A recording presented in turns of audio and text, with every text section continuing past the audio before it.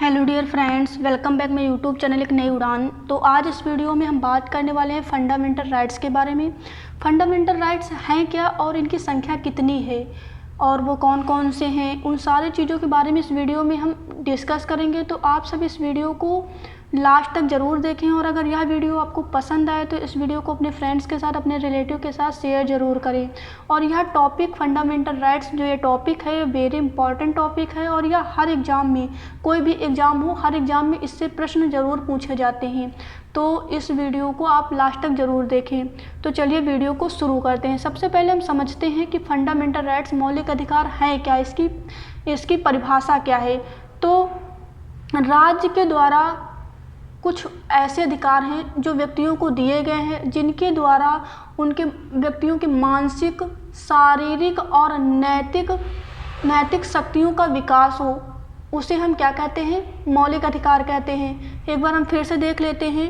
राज्य के द्वारा कुछ ऐसे अधिकार व्यक्तियों को प्रदान किए गए हैं जिससे उनके मानसिक, शारीरिक और नैतिक शक्तियों का विकास हो सके, जिसे हम मौलिक अधिकार कहते हैं। आई होप आपको डेफिनेशन समझ में आई होगी। अब हम मौलिक अधिकार से संबंधित जितने प्रश्न बनते हैं, कैसे पूछे जाते हैं, उन सारे क्वेश्चंस को हम इस वीडियो के माध्यम से समझेंगे कि कैसे कैसे प्रश्न पूछे जाते हैं। तो चलिए स्ट्रक्चर, जैसा कि आप लोग स्ट्रक्चर देख रहे होंगे, और बस इतना ही आपको इस स्ट्रक्चर के माध्यम से आपके सारे क्वेश्चन सॉल्व हो जाएंगे और एग्ज़ाम में किसी भी तरह से आपको घुमा फिरा के क्वेश्चन पूछा जाएगा, आप इजीली कर सकते हैं। तो सबसे पहले हम देख लेते हैं मौलिक अधिकार से कैसे कैसे प्रश्न बनते हैं। सबसे पहले जैसा आप लोग देख रहे हैं, फर्स्ट क्वेश्चन आपका बनता है कि मौलिक अधिकार किस भाग में इसका वर्णन है। तो फर्स्ट क्वेश्चन यानी कि भाग 3 में। सेकंड पूछा जाता है कि मौलिक अधिकारों का वर्णन किस अनुच्छेद में है। तो अनुच्छेद 12 से 35 में मौलिक अधिकारों का वर्णन मिलता है। थर्ड क्वेश्चन आपका बनता है कि मौलिक अधिकार किस कंट्री यानी किस देश से लिया गया है। तो आप बता सकते हैं कि यूएसए से लिया गया है, यानी संयुक्त राज्य अमेरिका से लिया गया है। फोर्थ क्वेश्चन पूछा जाता है कि मैग्ना कार्टा किसे कहा जाता है। तो मैग्ना कार्टा जो है मौलिक अधिकारों को कहा जाता है। अब बात ये उठती है कि मैग्ना कार्टा है क्या। तो मैग्ना कार्टा जो है वो ब्रिटेन से आई हुई एक अवधारणा है जिसे हम मैग्ना कार्टा कहते हैं और यह मौलिक अधिकार को कहा जाता है। उसके बाद क्या प्रश्न बनता है? अगला प्रश्न बनता है कि मौलिक अधिकारों की संख्या कितनी है। तो मौलिक अधिकारों की संख्या 6 है।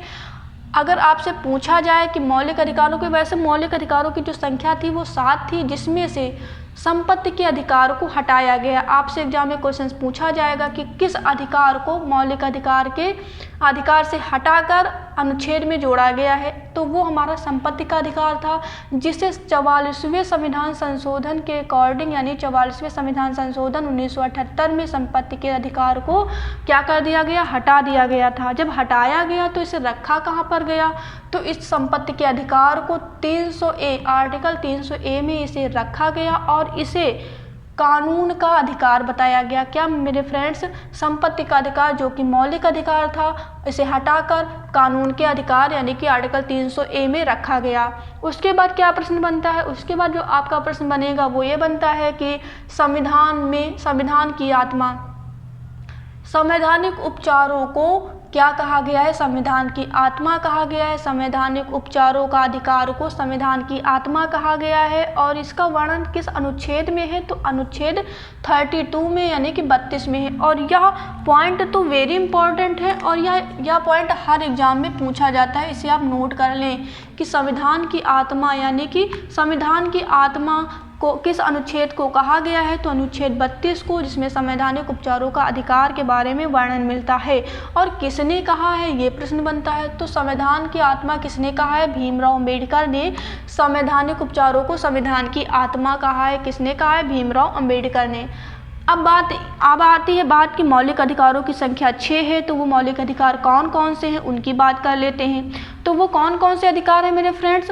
नंबर 1 है आपका समता या समानता का अधिकार, राइट्स ऑफ इक्वलिटी। अब अगर हम बात करें समता या समानता के अधिकार के बारे में, तो इसका जो वर्णन है वो आर्टिकल किसमें मिलता है मेरे फ्रेंड्स? 14 से 18 में, आर्टिकल 14 से 18 में समता के अधिकार के बारे में बताया गया है। नेक्स्ट है हमारा स्वतंत्रता का अधिकार, राइट्स ऑफ फ्रीडम। तो स्वतंत्रता का अधिकार के बारे में आपका 19 से लेकर किसमें मिलता है मेरे फ्रेंड? 22 तक आपका इसका वर्णन मिलता है।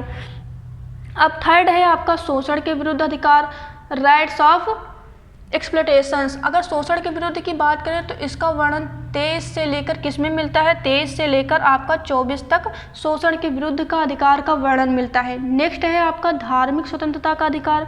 धार्मिक स्वतंत्रता के अधिकार की अगर हम बात करें तो 25 से लेकर 28 तक इसका वर्णन मिलता है, अनुच्छेद 25 से लेकर 28 तक। उसके बाद है आपका सांस्कृतिक एवं शिक्षा के विरुद्ध अधिकार। तो इसका वर्णन जो है वो आपका 28 से लेकर 30 तक मिलता है। और नेक्स्ट है आपका संवैधानिक उपचारों का अधिकार। इसका वर्णन आपका आर्टिकल 32 में मिलता है। अब यहाँ पर आपको एक सवाल और उठता होगा कि आर्टिकल 31 कहाँ पे गया? तो अगर आपका आर्टिकल 31 की बात करें मेरे फ्रेंड्स, तो आर्टिकल 31 यानी कि 19A में ही आपके संपत्ति के अधिकार को रखा गया था, और इसी को हटाकर हमारा संपत्ति के अधिकार को 44वें संविधान संशोधन 1978 ईस्वी में हटाकर 300A में रख दिया गया, जो कि हमारा कानूनी अधिकार बन गया।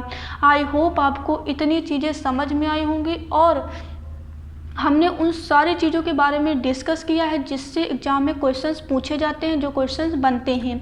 तो हम जैसे कि हमारा समता का अधिकार, स्वतंत्रता का अधिकार, शोषण के विरुद्ध अधिकार, धार्मिक स्वतंत्रता का अधिकार, इन सारी चीज़ों के बारे में हम पार्ट 2 में डिस्कस करेंगे, और कैसे कैसे प्रश्न बन सकते हैं उनके बारे में बात करेंगे। तो आई होप आपको यह टॉपिक समझ में आया होगा और यह वीडियो पसंद आया होगा। और अगर यह वीडियो आपको पसंद आया है तो इस वीडियो को आप अपने फ्रेंड्स के साथ, अपने रिलेटिव के साथ शेयर ज़रूर करें, जिससे आपके साथ साथ उन्हें भी इसका बेनिफिट मिल सके।